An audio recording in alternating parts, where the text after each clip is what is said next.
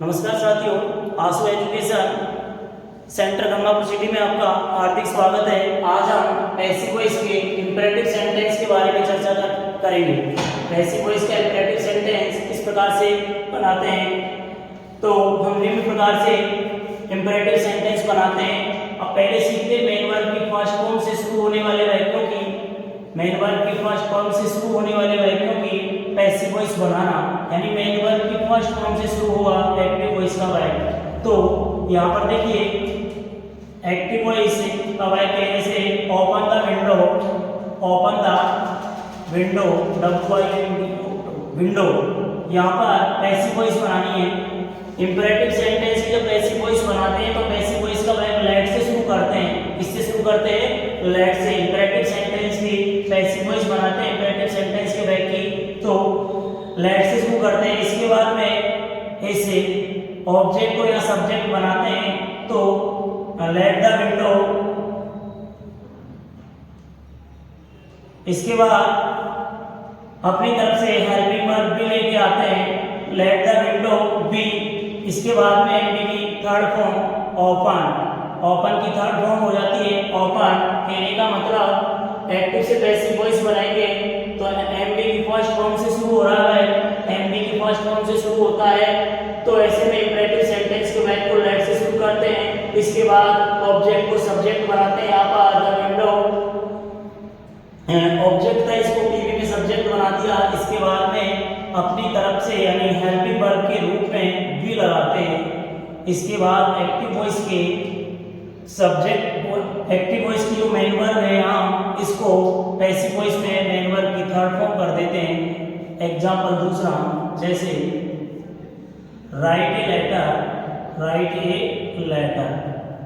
इधर को passive voice बनानी है तो एमबी की फर्स्ट फॉर्म से शुरू हो रहा है, तो लेट से स्टार्ट करेंगे पैसिव वॉइस के वाक्य को ए लेटर ऑब्जेक्ट के रूप में। तो यहाँ पर सब्जेक्ट बना दो लेटर को, हेल्पिंग वर्ब की रूप में यहाँ पर बी लगाएं, और इसके बाद बी के बाद मेन वर्ब की थर्ड फॉर्म आएगी। राइट की थर्ड फॉर्म होती है रिटर्न। राइट की थर्ड फॉर्म क्या होती है? रिटर्न। तो ये हम एमबी की फर्स्ट फॉर्म से एक्टिव से पैसिव वॉइस बना सकते हैं। पैसिव वॉइस के वाक्य को लेट से शुरू कीजिए, ऑब्जेक्ट को पीवी में सब्जेक्ट बनाइए, हेल्पिंग वर्ब के रूप में बी लेके आइए, इसके बाद में मेन वर्ब की थर्ड फॉर्म लगाइए। दूसरा है इंपेरेटिव सेंटेंस डू नॉट से किस प्रकार से पैसिव वॉइस बनाएंगे। जब इंपेरेटिव सेंटेंस का वाक्य डू नॉट से शुरू होगा तो हम किस प्रकार से पैसिव वॉइस बनाएंगे। एक्टिव वॉइस का वाक्य डू नॉट से डोंट राइट ए बुक, ये एक्टिव वॉइस का वाक्य है। पैसिव वॉइस बनानी है हमको। पैसिव वॉइस से बनाते वक्त इंपेरेटिव सेंटेंस लेट से शुरू करना है। इंपेरेटिव सेंटेंस का पैसिव वॉइस का वाक्य किससे शुरू करना है? लेट से। इसके बाद अपन को यहाँ ए बुक ऑब्जेक्ट है तो ए बुक लेके आना है, ए बुक, तो लेट ए बुक। अब यहाँ पर इस डू नॉट को, डॉट में ऐसे डू को हटा देते हैं और नॉट लगाते हैं, यानी बी हेल्पिंग वर्ब के रूप में लेके आएंगे, तो बी से पहले क्या आएगा? नॉट। इंपेरेटिव सेंटेंस द वाक्य डू नॉट से शुरू हुआ, पीवी में लेट से स्टार्ट किया, इसके बाद में ऑब्जेक्ट को सब्जेक्ट बना दिया, वाक्य में टू है और नॉट भी है। इसके बाद हम नॉट लगाते हैं, डू को हटा देते हैं, हेल्पिंग वर्ब के रूप में बी लेके आते हैं, इसके बाद में मेन वर्ब की थर्ड फॉर्म लेके आते हैं। मेन वर्ब यहाँ पर राइट है, राइट की थर्ड फॉर्म होती है रिटर्न। एक और वाक्य जैसे passive voice do not read this book. यहाँ पर पैसिव वॉइस बनानी है, डू नॉट से वाक्य शुरू हो रहा है, इंपेरेटिव सेंटेंस कहलाएगा। इंपेरेटिव सेंटेंस हमेशा लेट से शुरू होंगे। इसके बाद लेट के बाद रीड, यहाँ पर मेन वर्ब है, मेन वर्ब के बाद हमेशा ऑब्जेक्ट आता है। यहाँ पर ऑब्जेक्ट है दिस बुक, पूरा का पूरा ये ऑब्जेक्ट है। यहाँ पर डू नॉट है, डू नॉट में से डू हट जाएगा और नॉट आएगा। नॉट के बाद हेल्पिंग वर्ब के रूप में भी लगाते हैं, और बी के बाद मेन वर्ब की थर्ड फॉर्म रीड की थर्ड फॉर्म रीड ही होती है। रीड की थर्ड फॉर्म क्या होती है? रीड ही होती है। ये हमारा इंपेरेटिव सेंटेंस था। अभी हमने एमबी की फर्स्ट फॉर्म से शुरू होने वाले वाक्यों की पैसिव वॉइस बनाई थी। अभी इंपेरेटिव सेंटेंस डू नॉट से शुरू हो रहा है, उसकी हमने पैसिव वॉइस बनाई थी। अब है प्लीज या काइंडली से शुरू होने वाले वर्ब किस प्रकार से हम उनके पैसिव वॉइस बनाएंगे। ये भी इंपरेटिव सेंटेंस के अंदर आता है, प्लीज या काइंडली से शुरू होने वाले वर्ब। एक्टिव वॉइस का वर्ब प्लीज या काइंडली से शुरू होगा, प्लीज या काइंडली से शुरू होगा।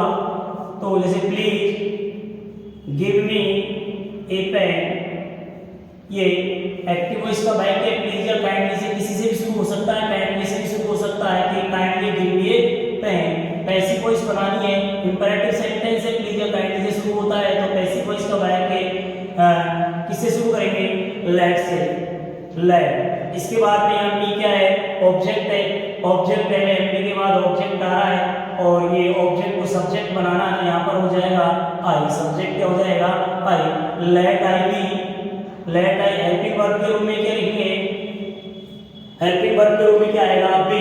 मेन वर्ब की थर्ड फॉर्म आ जाएगी गिवन, गिव की थर्ड फॉर्म क्या होती है, given a pen, a pen. Let I be given a pen, back से प्लीज या काइंडली को हटा देते हैं, पैसिव वॉइस बनाते हैं तो बैक से प्लीज या काइंडली को हटा देते हैं। एग्जांपल एक और, kindly, kindly take, take tea. यहाँ पर पैसिव वॉइस बनानी है तो काइंडली से बैक शुरू हो रहा है तो पैसिव वॉइस के बैक को लेट से शुरू करते हैं। इसके बाद यहाँ पर टेक मेन वर्ब है और मेन वर्ब के बाद ऑब्जेक्ट टी है यहाँ पर, तो लेट के बाद ऑब्जेक्ट को सब्जेक्ट बनाया टी, हेल्पिंग वर्ब के रूप में अपनी तरफ से भी लेके आए।